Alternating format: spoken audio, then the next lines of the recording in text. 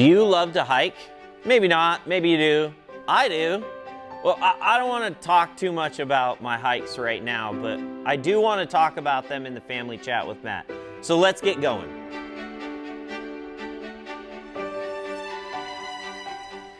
So I love to hike. I've been on all sorts of different hikes. I've been on ones that are on like paved or gravel trails. You know, those are the ones that are just outside the town, you know, maybe in a park going a loop or something.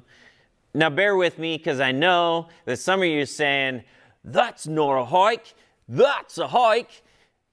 But yeah, I know. Everybody's got different opinions on what a hike is. I mean, there's that kind of a hike, and then there's the hike that you go up into the mountains and there's brush everywhere and you got to fight your way through the brush and you got to climb a steep hill. And you know, the worst part of those hikes is on the way down, because when you're on your way down, your legs are jello and you feel like you're going to fall with every step and you're going to just roll down the hill and plummet to your death off of some steep embankment or something. Well, those are two different types of hikes, but they're still hikes. When I was a kid, my dad would take me to this creek every year to go fishing. And when we would go up this logging road. We'd drive up until we hit a gate. And then once we got past that gate, we had to take this trail. And it would go way up into the mountains. And then part way up, we'd have to drop straight down this super steep hill. And on the way down, there were like rocks that we had to scale down, and there were trees that we had to shimmy down. And then we get to our goal, the creek, and we go fishing all day. But then at the end, we had to climb back up the mountain. We had to climb back up those trees. We had to climb back up those rocks. We had to get up that hard, difficult trail just to get back to our vehicle. You know, what I've noticed, though, is that those flat, paved trails, there's no real reward at the end of those trails. I mean, yeah, you might see some cool scenery or something like that, but they're usually a loop and there's nothing special at the end. Whereas those ones that are way up in the mountain that you got to work really hard on, they usually end with some beautiful scenery or maybe a lake or some cool thing that you've accomplished. You know, we see these things in the trails, but we also see these things in life. We've been talking about Psalm 23, and you remember David, he was running from his son Absalom. And we saw in verse 1 how we have everything we need in God. And then verse 2, we talked about last week and how we needed to rest in those green pastures. Well, this week we're going to read verse 3. It says, He restores my soul. He leads me on paths of righteousness for His name's sake. Have you ever heard the term, take the high road? What does that mean exactly? That means, basically, take the righteous path. Why is that called the high road? Well, let's think about it in terms of those hikes, right? So you take something that happens in your life. Somebody hurts you. Well, what's the easy path to take? It's kind of like that paved road, right?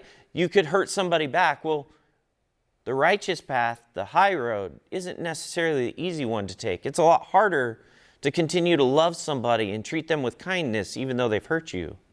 Or maybe there's something happening in your work or that you're working on a project. And you could take the easy path and cut some corners, maybe cheat a little bit. But the hard thing to do is to do it right. But it comes with a better reward at the end, knowing that you took that righteous path. Now, I want you to notice something, though, about what Psalm 23:3 says. It doesn't say that path is going to get easier or that the righteous path isn't going to be full of difficulties and rocks and stumbles and tree branches in the way or anything like that. No, what it says is that God leads me on paths of righteousness. God doesn't just send us on that path and then wait for us at the end. He leads us. He's the one going ahead of us. He's the one with the machete chopping down the branches. He's the one going through the thorns with his arms getting all scratched up. He's the one walking through all the cobwebs, getting them in his face, feeling like there's spiders crawling all over him.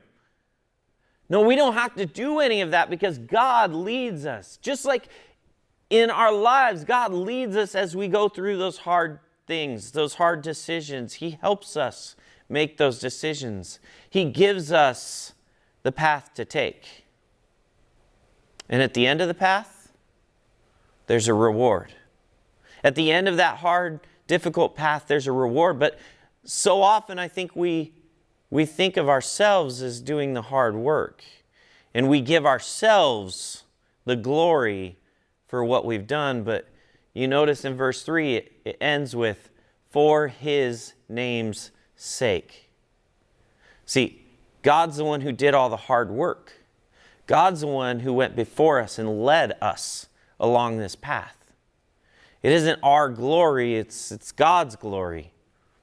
But it's up to us to give God that glory. And that's our reward, is that we get to live in the glory of God when we follow that path of righteousness.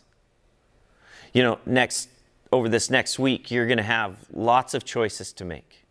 Every day is going to bring a different type of choice. And with every choice, you're going to have the option of taking that paved, gravel, low path. Or you're going to have the chance to take the high road, the righteous path that might be just a little bit more difficult. I want to encourage you as you get into that to choose that high road, to choose that righteous path, and to remember that God is going to lead you all the way through it for His name's sake.